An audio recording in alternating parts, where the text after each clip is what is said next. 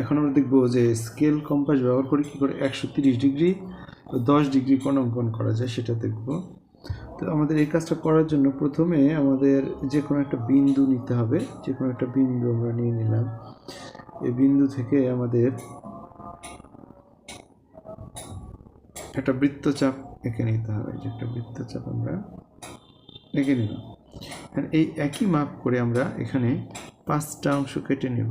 একটা কেটেছি, এই হলো 2 3 4 5 1 2 3 4 5 5টা অংশ কাটার পর এই মাপটা সেম রেখে এইখান থেকে আমরা যদি এভাবে দুইটা বৃত্তচাপ আঁকি, একে যদি এটা এখানে যুক্ত করে দিই এই বরাবর, এই যে বিন্দু থেকে